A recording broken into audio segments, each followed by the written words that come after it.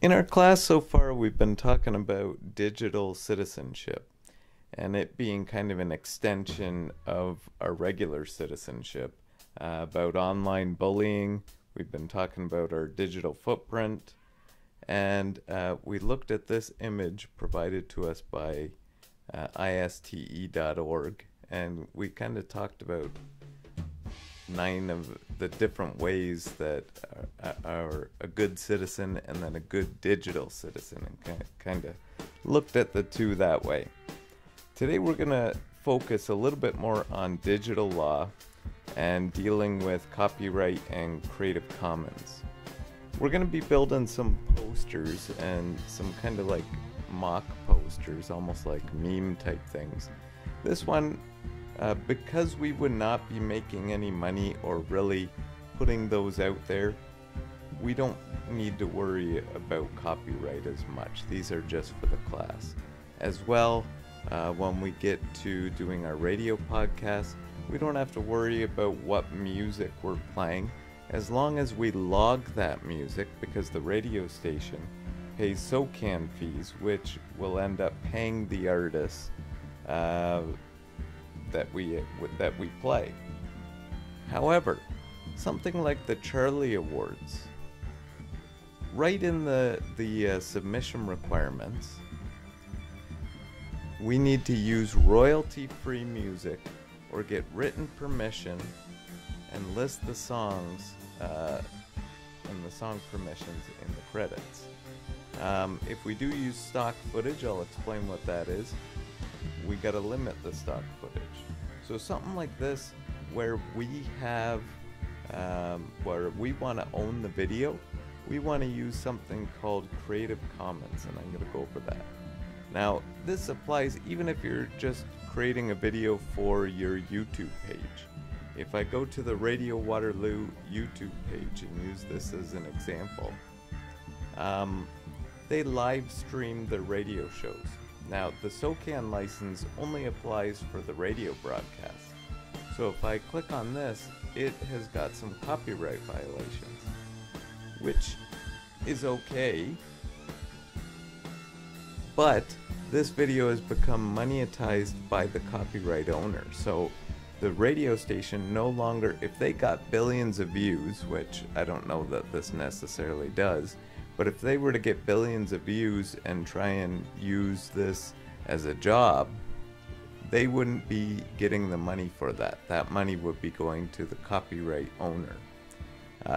You can go in and remove the tracks, the individual tracks, but again, that would either leave video with a blank audio, video with a blank audio space, or it would cut a scene right out of your video altogether.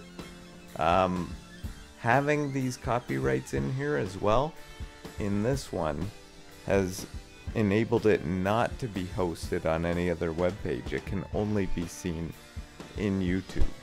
So, if we want to make a movie and own all the content and be able to post it and make money off it, or it could be anything, a news report, a Charlie film, if we wanted to sell a poster, we need to have control over all the media that we put into it, and that's where this idea of Creative Commons comes in.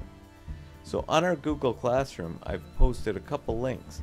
If we want royalty-free music, there are a couple links here where we can go to the websites, we can preview what the music sounds like, we can download the music and add it to our movies. Now, what we need to watch though sometimes is it may want you to link to the web page so that other people can find out about it. It's saying you can use our music free, just make sure to reference us or put some type of link. Sometimes different ones do slightly different things, so you might need to read a little bit to see what the particular website, how they want you to reference them. Some of them, if we're submitting it to like the Charlie Film Festival, we're not necessarily putting it on YouTube, so it's kind of hard to provide a link. It would be good to reference it in your end credits that you use some Creative Commons audio within your video there. Another one here, if we want to use pictures for whatever reason, if we're doing a news report and we needed some pictures, we could go to one of these pages, use the pictures, but we would need to reference someone. Now, if we were creating an album cover or something like that, we would probably want to use our own pictures. So part of the components that, part of the units that we're going to learn this semester is photography. So hopefully this could maybe give us an idea of how we want to create our poster or our picture, and then we could take our own photos, and then we wouldn't have to use the stock footage in what we're creating. So anyways, hopefully this will help you out. Make sure to look on our Google Classroom for those links so that you can use royalty-free music and images in your creations this semester.